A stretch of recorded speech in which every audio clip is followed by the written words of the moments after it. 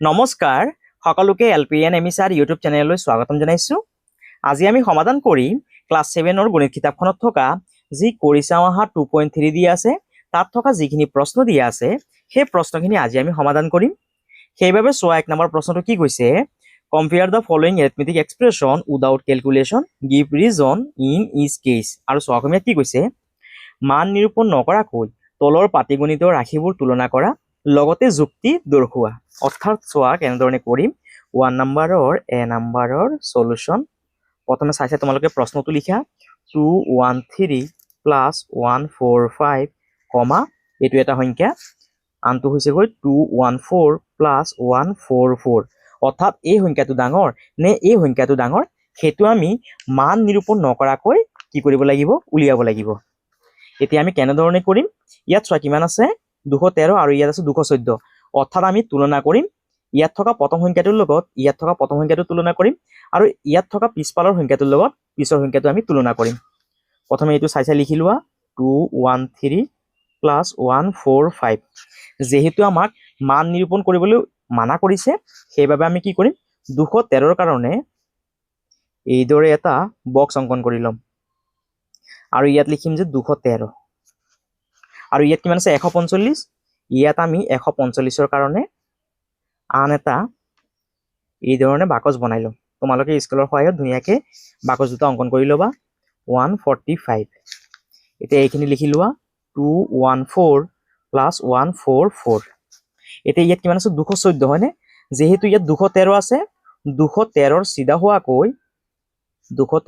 হোৱাকৈ তলত এটা বাকচ অংকন কৰি লোৱা আৰু ইয়াৰ তলত লিখিবা যে 213।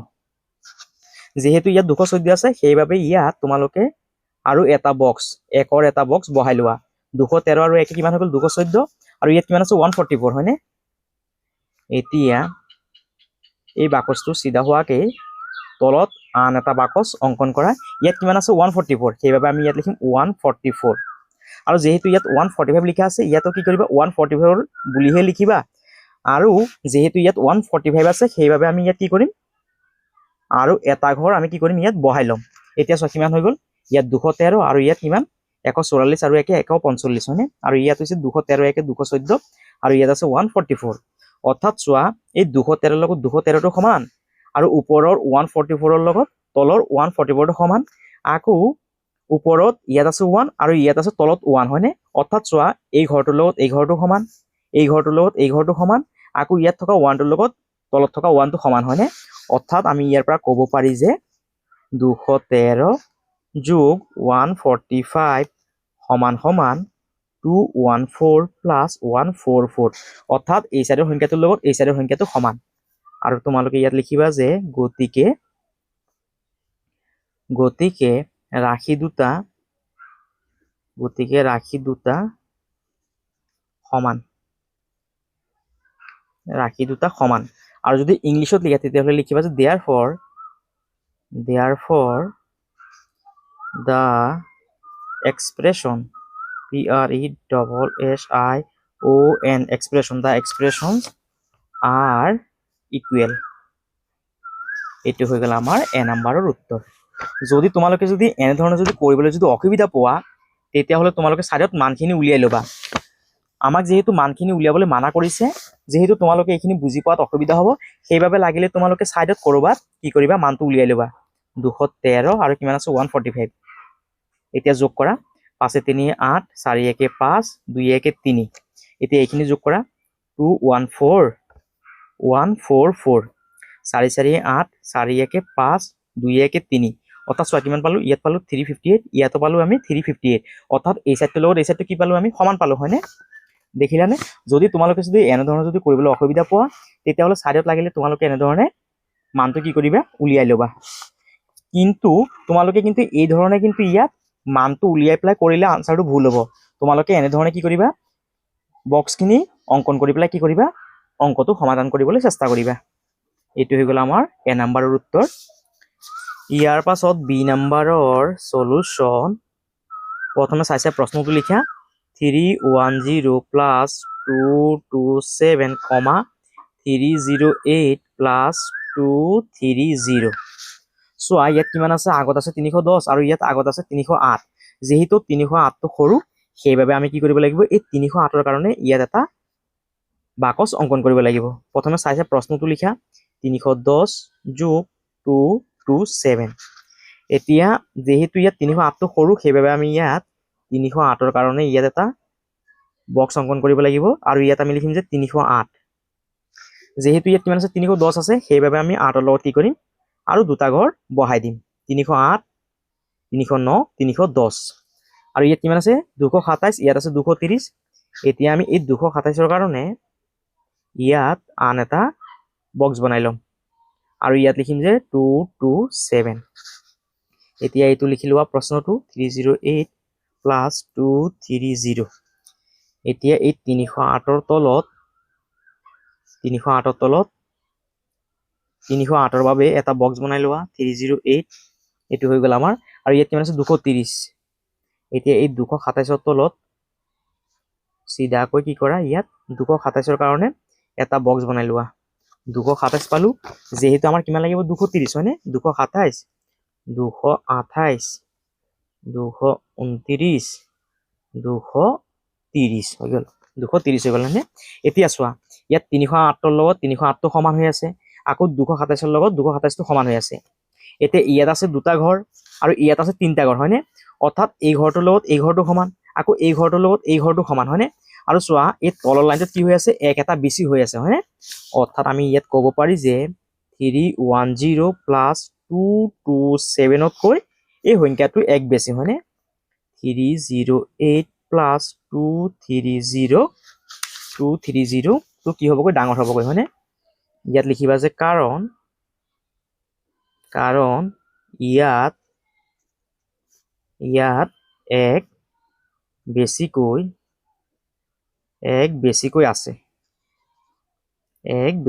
আছে। আৰু ইংলিছত লিখিবা যে 308 plus 230 is greater, greater because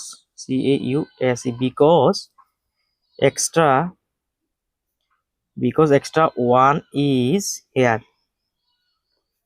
অৰ্থাৎ এই সংখ্যাটোত কি আছে, এই সংখ্যাটোতকে এক এটা বেছি হৈ আছে। এইটো হৈ গ'ল আমাৰ বি নাম্বাৰৰ উত্তৰ।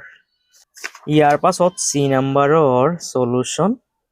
প্ৰথমে চাইছে প্ৰশ্নটো লিখা 336 minus 102, 338 minus 101। যেহেতু ইয়াত আমাক মাইনাছ কৰিব দিছে, মাইনাছৰ কাৰণে চোৱা আমি কি কৰিম, এটাহে কি কৰিম বাকচ বনাম। প্ৰথমে ইয়াত প্ৰশ্নটো লিখা 336 minus 102। ইয়াত চোৱা কিমান আছে, 336 আছে, ইয়াত আছে 338 হয়নে। যেহেতু এই সংখ্যাটো সৰু, সেইবাবে আমি এই সংখ্যাটোৰ কাৰণে কি কৰিম বাকচ বনাম আৰু ইয়াত লিখিম যে 336। আৰু চোৱা ইয়াত আছে 102, ইয়াত আছে 101। যেহেতু 101টো সৰু, সেইবাবে আমি ইয়াৰ পৰা কি কৰিম 101টো বিয়োগ কৰিম। এতিয়া এইটো লিখি লোৱা প্ৰশ্নটো 338 minus 101। এতিয়া এই 336ৰ তলত চিধাকৈ কি কৰা, তলত আন এটা বক্স বনাই লোৱা আৰু ইয়াত লিখিবা যে 336 আৰু ইয়াৰ পৰা আমি কিমান বিয়োগ কৰিম 101। এতিয়া চোৱা ইয়াত কিমান আছে 338 আছে হয়নে। যেহেতু ইয়াত আমাৰ 336 অংকন কৰা হৈছে, সেইকাৰণে আমি ইয়াত আৰু দুটা বক্স অংকন কৰিব লাগিব, 36, 37। এইটো হৈ গ'ল আমাৰ 38।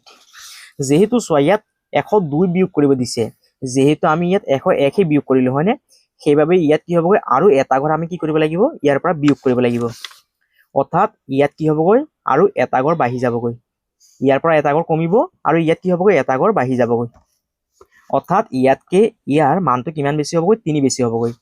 336ৰ লগত 336টো সমান হৈ আছে হয়নে। আৰু চোৱা ইয়াত কেইটা ঘৰ বেছি হৈ আছে, 3টা ঘৰ বেছি হৈ আছে হয়নে।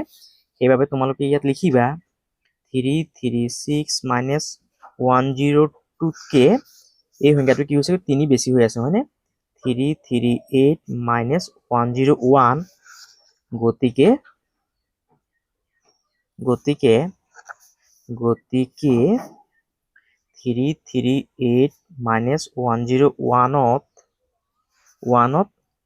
3 তিনি বেছিকৈ আছে, তিনি বেছিকৈ আছে। আৰু ইংলিছত হ'লে লিখিবা 338 minus 101 is greater, is greater because because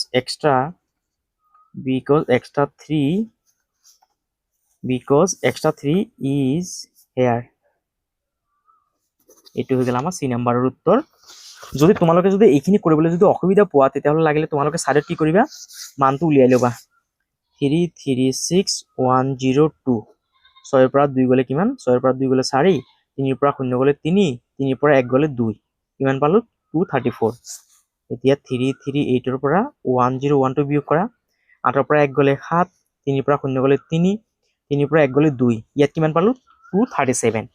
ইয়াত পালো 234, ইয়াত পালো 237, অৰ্থাৎ 234তকৈ 237টো কিমান বেছি, 3 বেছি, হয়নে? ইয়াত চোৱা আমি ছবিৰ জৰিয়তে দেখাইছিলো যে 3 বেছি হৈ আছে, হয়নে? যদি তোমালোকে এনেধৰণে কৰিবলৈ অসুবিধা পোৱা তেতিয়াহ'লে লাগিলে তোমালোকে চাইডত এনেধৰণে অংকটো পাতি পেলাই মানটো উলিয়াই পেলাইও তোমালোকে ইয়াৰ সমাধানটো উলিয়াব পাৰিবা। পৰাপক্ষত তোমালোকে এনেধৰণে কৰিবলৈ চেষ্টা কৰিবা। যেহেতু আমি মানখিনি উলিয়াব নোৱাৰি, হয়নে? সেইবাবে আমি এনেধৰণে কি কৰিব লাগিব, ইয়াৰ আনচাৰটো উলিয়াব লাগিব। ইয়াৰ পাছত ডি নাম্বাৰৰ সলিউশ্যন। প্ৰথমে চাই প্ৰশ্নটো লিখি লোৱা। 124 minus 115, 129 minus 112। প্ৰথমে প্ৰশ্নটো লিখি লোৱা চাই ব্ৰেকেট 124 minus 115। চোৱা ইয়াত কিমান আছে 124 আৰু ইয়াত আছে 129। এতিয়া 124টো যেহেতু সৰু সেইবাবে তোমালোকে 124ৰ বাবে এটা বাকচ বনাই ল'বা 124। আৰু চোৱা ইয়াত কিমান আছে 115, ইয়াত আছে 112। যেহেতু 112টো সৰু সেইবাবে আমি ইয়াৰ পৰা 112টো বিয়োগ কৰিব লাগিব। এই প্ৰশ্নটো লিখা 129 minus 112। এতিয়া 124ৰ চিধা হোৱাকে তলত কি কৰিবা, আন এটা বাকচ বনাই ল'বা আৰু ইয়াত লিখিবা 124 আৰু কিমান বিয়োগ কৰিছিলো 112। এতিয়া চোৱা ইয়াত কিমান আছিল 129 আছে, হয়নে? ইয়াত আমি 124 লৈকে কি কৰিছো, বাকচটো বনাইছো। 24ৰ পিছত ইয়াত 25, 26, 27, 28, 29। আৰু চোৱা যেহেতু আমি ইয়াত কি কৰিব লাগিব 115 বিয়োগ কৰিব লাগিব। যেহেতু আমি ইয়াত কি কৰিলো 112হে বিয়োগ কৰিলো, তেতিয়াহ'লে কি হ'বগৈ, আৰু ইয়াত 3টা ঘৰ ইয়াত যোগ হ'বগৈ। এটা ঘৰ, দুটা ঘৰ, 3টা ঘৰ ইয়াত যোগ হ'বগৈ। অৰ্থাৎ ইয়াৰ পৰা কি হ'বগৈ, আৰু 3টা ঘৰ বিয়োগ হৈ পেলাই ক'ত আহিব, ইয়াত আহিব। এতিয়া চোৱা 124ৰ লগত 124টো সমান, আৰু চোৱা ইয়াত কেইটা ঘৰ বেছি হৈ আছে 1 2 3 4 5 6 7 8, 8টা ঘৰ বেছি হৈ আছে, হয়নে? সেইবাবে আমি ইয়াত লিখিম 124 minus 115তকৈ এই সংখ্যাটো ডাঙৰ। 129 minus 112 ডাঙৰ। আৰু ইয়াত ডাঙৰটো লিখিব নালাগে, ইয়াত লিখিবা যে গতিকে ইয়াৰ পৰা ইয়াত কিমান বেছি আছে, 8 বেছি আছে, হয়নে? গতিকে ইয়াত 8 বেছিকৈ আছে। 8 বেছিকৈ আছে। এইটো হৈ গ'ল আমাৰ অসমীয়াত উত্তৰটো। আৰু যদি ইংলিছত লিখা তেতিয়াহ'লে লিখিবা 129 minus 112 is greater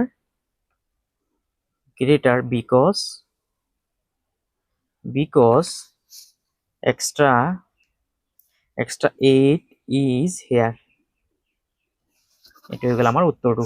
যদি তোমালোকে যদি এনেধৰণৰ যদি কৰিব নোৱাৰা তেতিয়াহ'লে কি কৰিবা, তোমালোকে চাইডত এনেধৰণে মানখিনি বহাই ল'বা 124 minus 115। এতিয়া বিয়োগ কৰা, 4ৰ পৰা 5টো বিয়োগ কৰিব নোৱাৰিম। আগৰ ঘৰটোৰ পৰা 10 ধাৰ কৰিলে কিমান হ'বগৈ 14, 14ৰ পৰা 5 গ'লে 9। ইয়াত 2 আছিল যেহেতু এটা গুচি গ'ল, ইয়াত আছে 1, 1ৰ পৰা 1 গ'লে 0, এইটো লিখিব নালাগে। 1ৰ পৰা 1 গ'লে 0, এইটো লিখিব নালাগে। আৰু ইয়াত কিমান আছে 129 112 বিয়োগ কৰা, 9ৰ পৰা 2 গ'লে কিমান 7, 2ৰ পৰা 1 গ'লে 1। চোৱা ইয়াত কিমান পালো 17। এতিয়া এই 17ত ইয়াত আছে 17, ইয়াত আছে 9। এতিয়া 9তকৈ 17টো কিমান ডাঙৰ, 8 ডাঙৰ, হয়নে?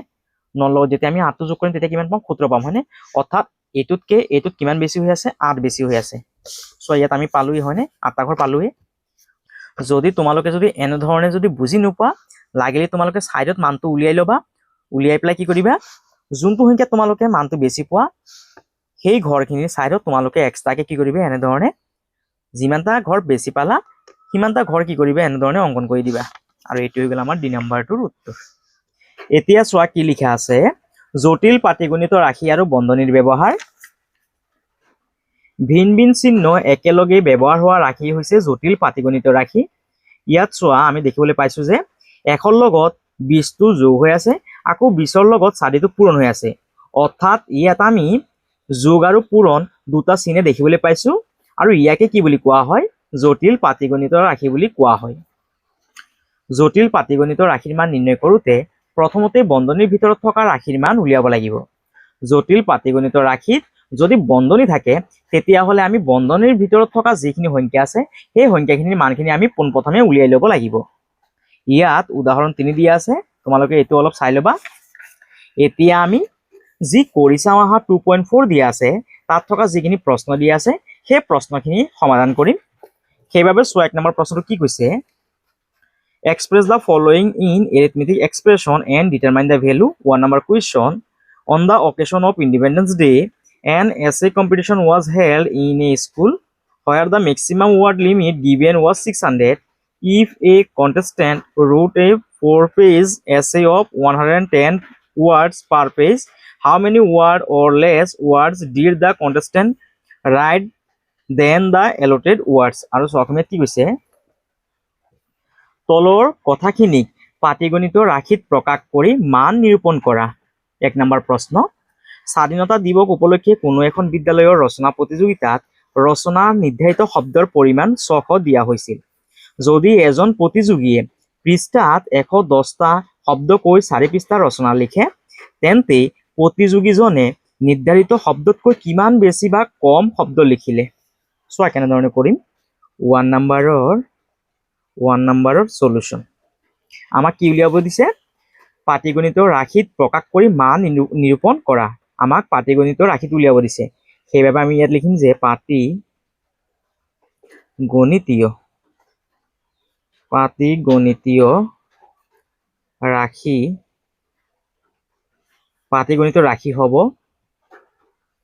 ৰাশি হ'ব ইয়াত চোৱা কিমানটা শব্দ লিখিব দিছিল 600 হয়নে সেইবাবে আমি ইয়াত লিখিম 600 যেহেতু চোৱা প্ৰতিযোগীসকলে কি কৰিছিল 110টা শব্দকৈ 4 পৃষ্ঠা লিখিছে হয়নে অৰ্থাৎ 600টা শব্দ লিখিব দিছিল তাৰে পৰা কি কৰিছে 110টা কৈ 4 পৃষ্ঠা লিখিছে হয়নে যেহেতু 600ৰ পৰা কি হ'ব শব্দখিনি যেহেতু লিখিছে তাৰ মানে কমিব হয়নে যেতিয়া কমিব তেতিয়া আমি কি কৰিব লাগিব ইয়াত বিয়োগ কৰিব লাগিব বিয়োগ কৰিম আৰু এতিয়া কি কৰিম আমি 110ৰ লগত 4টোক আমি কি কৰি দিম পূৰণ কৰি দিম আৰু এইটো হৈ গ'ল আমাৰ পাটিগণিত ৰাশিটো বুজিলানে আৰু ইংলিশলৈ লিখিবা the arithmetic arithmetic expression PRESSIONS expression 600 minus 110 পূৰণ 4 ব্ৰেকেট বুজিলানে তোমালোকে যেহেতু চোৱা কৈছে যে 600 কি লিখিব লাগিব শব্দ লিখিব লাগিব 600 লিখিলো আমি যেহেতু চোৱা প্ৰতিযোগীসকলে কি কৰিছে 110টা কৈ 4 পৃষ্ঠা লিখিছে হয়নে যেহেতু 110টা কৈ 4 পৃষ্ঠা শব্দ লিখিছে তাৰ মানে কি হ'বগৈ 600ৰ পৰা কি হ'বগৈ শব্দখিনি কমিব হয়নে কমাৰ কাৰণে আমি ইয়াত কি কৰিম 600ৰ পৰা এইটো বিয়োগ কৰিব লাগিব আৰু 110টাকে শব্দ কেটা পেজত লিখিছে 4 পেজত লিখিছে সেই কাৰণে আমি 110ৰ লগত 4টো কি কৰিব লাগিব পূৰণ কৰিব লাগিব এইটো হৈ গ'ল আমাৰ পাটিগণিত ৰাশিটো আৰু ইয়াত কি কৈছে চোৱা কৈছে মানটো নিৰূপণ কৰা আৰু ইয়াত লিখিবা যে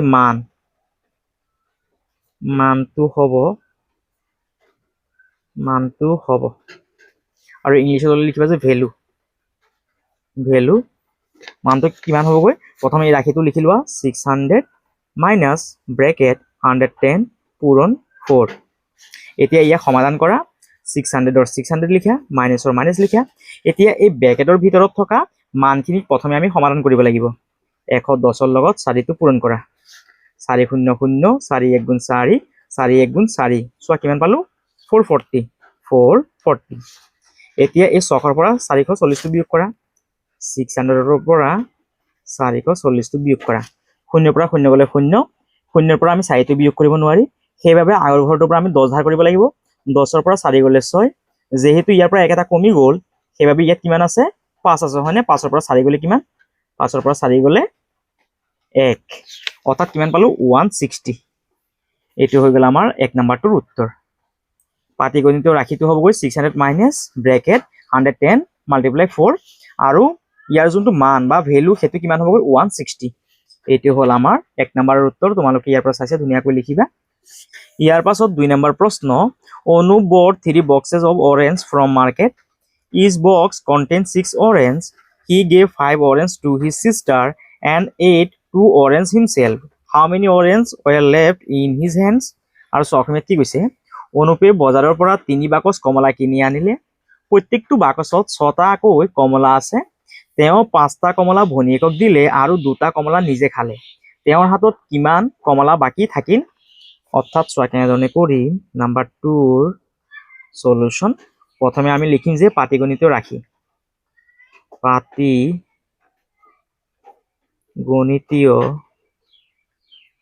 পাটিগণিতীয় ৰাশি হ'ব পাটিগণিতীয় ৰাশি হ'ব কিমান হ'ব চোৱা অনুপে বজাৰৰ পৰা 3 বাকচ কমলা কিনি আনিলে ইয়াত আমি 3 লিখিম প্ৰত্যেকটো বাকচত 6টাকৈ কমলা আছে সেইবাবে আমি 3 লগত কি কৰিম 6টো পূৰণ কৰিম কমলা আছে এতিয়া ইয়াত কি কৰা ব্ৰেকেট দিয়া 3টা বাকচ আছিল আৰু প্ৰত্যেকটো বাকচত 6টাকৈ কমলা আছিল সেইবাবে আমি 3 লগত 6টো পূৰণ কৰিব লাগিব অৰ্থাৎ 3টা বাকচত 6টাকৈ যদি কমলা থাকে তেতিয়াহ'লে কেটা কমলা হ'বগৈ 3 6 গুণ 18টা হয়নে কমলা আছে তেওঁ 5টা কমলা ভনিয়েকক দিলে যেহেতু ইয়াৰ পৰা 5টা কমলা ভনিয়েকক দি দিছে সেইবাবে আমি ইয়াৰ পৰা কি কৰিব লাগিব 5 বিয়োগ কৰিব লাগিব ইয়াৰ পাছত আৰু 2টা কমলা নিজে খালে যেহেতু 2টা কমলা নিজে খাইছে অৰ্থাৎ ইয়াৰ পৰা কি হ'ব কমি যাব সেইবাবে আমি ইয়াত কি কৰিব লাগিব আকৌ ইয়াৰ পৰা 2 বিয়োগ কৰিব লাগিব আৰু এইটো হৈ গ'ল আমাৰ পাটিগণিতীয় ৰাশি আৰু ইংলিছত লিখিবা the arithmetic expression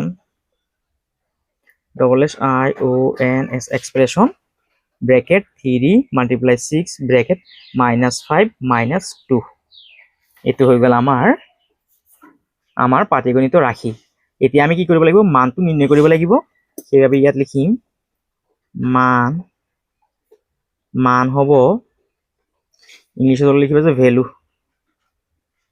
ভ্যালুটো কিমান হ'বগৈ আমি প্ৰথমে ৰাশিটো লিখি লওঁ bracket 3 multiply 6 bracket minus 5 minus 2 এতিয়া আমি কি কৰিব লাগিব এই ব্ৰেকেটটোত ভিতৰত থকা মানখিনি প্ৰথমে উলিয়াব লাগিব এতিয়া 3 লগত 6টো পূৰণ কৰা 3 6 গুণ 18 minus 5 minus 2 18 লিখা ইয়াত মাইনাস আছে ইয়াত -5 আছে আৰু ইয়াত -2 আছে -5 আৰু -2 এ কিমান হ'বগৈ -7 হ'বগৈ এতিয়া 18 পৰা 7টো বিয়োগ কৰা 18 পৰা 7 গ'লে কিমান হ'বগৈ 11 হ'বগৈ অৰ্থাৎ ইয়াৰ মানটো কিমান পালো আমি 11 পালো এটো হৈ গ'ল আমাৰ 2 নম্বৰৰ উত্তৰ তোমালোকে ইয়াৰ পৰা চাইছে ধুনীয়াকৈ লিখি লবা আশা কৰিছো তোমালোকে নিশ্চয় বুজি পালা ইয়াৰ পাছত 3 নম্বৰ প্ৰশ্ন A packet of rice cost ₹70, a bottle of mustard oil cost ₹160, and a packet of salt cost ₹20. How much money it will need to buy 4 packets of rice, 3 bottles of mustard oil, and 2 packets of salt? আৰু অসমীয়াত কি কৈছে এক packet চাউলৰ দাম 70 টকা এবটল মিঠাতেলৰ দাম 160 টকা আৰু এক পেকেট নিমকৰ দাম 20 টকা 4 পেকেট চাউল 3 বটল মিঠাতেল আৰু 2 পেকেট নিমখ কিনিবলৈ কিমান টকাৰ প্ৰয়োজন হ'ব তাক পাটিগণিতীয় ৰাশিত প্ৰকাশ কৰা চোৱা এক পেকেট চাউলৰ দাম কিমান 70 টকা আৰু কে পেকেট চাউল কিনিছে 4 পেকেট হয়নে অৰ্থাৎ আমি কি কৰিব লাগিব এই 70 ৰ লগত 4 টো পূৰণ কৰিব লাগিব এবটল মিঠাতেলৰ দাম 160 টকা আৰু 3 বটল মিঠাতেল কিনিছে হয়নে সেইবাবে আমি 160 ৰ লগত 3 টো পূৰণ কৰিব লাগিব এক পেকেট নিমকৰ দাম 20 টকা আৰু কে পেকেট নিমখ কিনিছে 2 পেকেট সেইবাবে আমি এই 20 ৰ লগত 2 টো পূৰণ কৰিব লাগিব সো কেনেধৰণে কৰিম নাম্বাৰ 3 সলিউশন ইয়াত লিখা যে পাটিগণিতীয়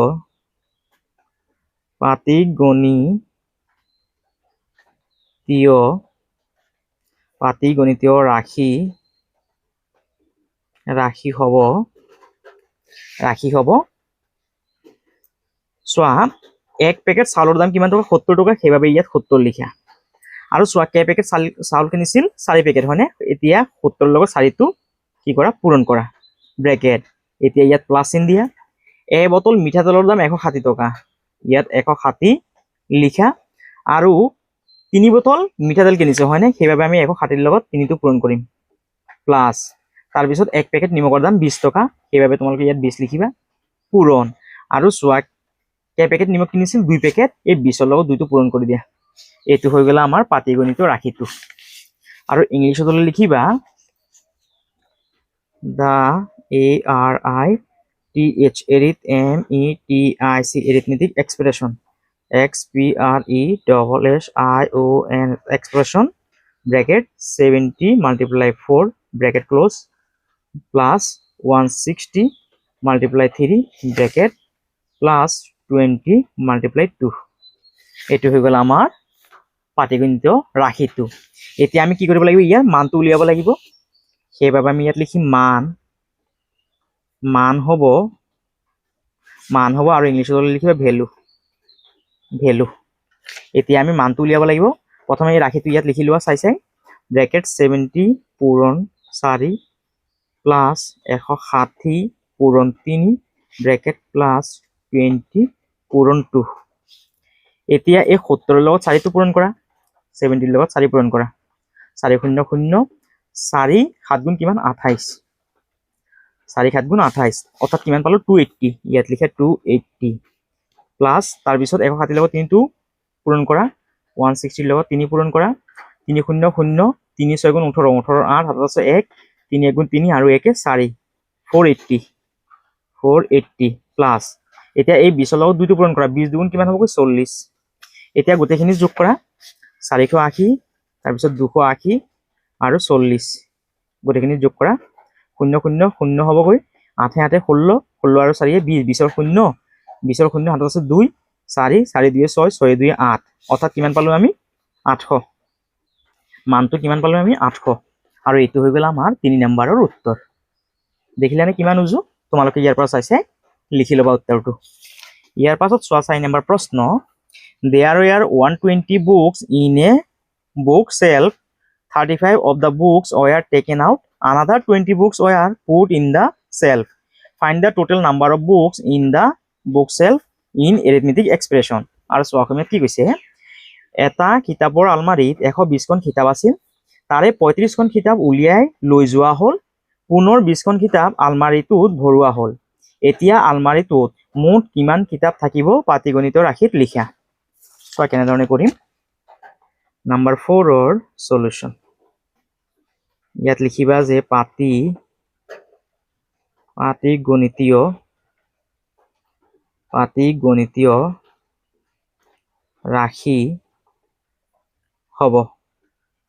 পাটিগণিতীয় ৰাশি হ'ব এটা কিতাপৰ আলমাৰীত কেইখন কিতাপ আছিল 120 খন সেইবাবে ইয়াত লিখিবা 120 খন কিতাপ আছিল তাৰে 35 খন কিতাপ উলিয়াই লৈ যোৱা হ'ল 120 খনৰ পৰা যেতিয়া 35 খন 120 খনৰ পৰা যেতিয়া 35 খন কিতাপ উলিয়াই লৈ গ'ল তাৰ মানে ইয়াৰ পৰা কি হ'ব কমিব হয়নে কমিলে আমি কি কৰিম বিয়োগ কৰিম কেইখন লৈ গ'ল 35 অৰ্থাৎ 120 ৰ পৰা কি হৈ গ'ল 35 খন কিতাপ উলিয়াই লৈ গ'ল পুনৰ 20 খন কিতাপ আলমাৰীত ভৰোৱা হ'ল আকৌ কি কৰিছে 20 খন কিতাপ আলমাৰীত ভৰাইছে অৰ্থাৎ নতুনকৈ আৰু 20 খন কিতাপ আহিছে যেতিয়া আহিছে তেতিয়া হলে কি হ'বগৈ কিতাপৰ সংখ্যাটো বাঢ়িব হয়নে যেতিয়া বাঢ়িব তেতিয়া আমি কি কৰিম ইয়াত যোগ কৰিম কেইখন কিতাপ আহিছে 20 খন সেইবাবে ইয়াত লিখিবা 20 এটো হৈ গ'ল আমাৰ পাটিগণিতৰ ৰাশিটো অৰ্থাৎ 120 খন কিতাপ আছিল তাৰ পৰা 35 খন ওলাই গ'ল সেইবাবে আমি ইয়াত কি কৰিব লাগিব মাইনাস কৰিব লাগিব আকৌ নতুনকৈ 20 খন কিতাপ আহিছে সেইবাবে আমি ইয়াত কি কৰিব লাগিব প্লাস কৰিব লাগিব আৰু ইংলিশত লিখিবা দা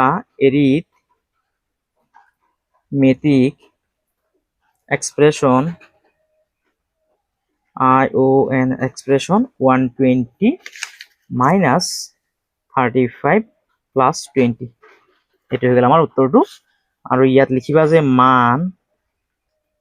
মান হ'ব ইংলিশত লিখিবা ভ্যালু এতিয়া ৰাশিটো লিখা 120 minus 35 plus 20 এতিয়া এই 120 ৰ লগত 20 টো প্লাস কৰা এই যে ইয়াত যে 120 আছে ইয়াৰ আগত যেহেতু একো নাই তাৰ মানে কি আছে ইয়াত এটা প্লাস আছে সেইবাবে আমি 120ৰ লগত এই 20টো যোগ কৰিম 120ৰ লগত 20 যোগ কৰা কিমান হ'বগৈ 140 এতিয়া -35 140ৰ পৰা 35টো গ'লে কিমান হ'বগৈ 105 হ'বগৈ আৰু এইটো হৈ গ'ল আমাৰ 4 নম্বৰৰ উত্তৰ আশা কৰিছোঁ তোমালোকে নিশ্চয় বুজি পালা আৰু যদি তোমালোকৰ যদি ভিডিঅ'টো যদি ভাল লাগিছে তেতিয়াহ'লে তোমালোকে চেনেলটো সাবস্ক্ৰাইব কৰিবা ভিডিঅ'টো শ্বেয়াৰ কৰিবা আৰু কমেন্ট কৰিবলৈ নাপাহৰিবা সকলোকে ধন্যবাদ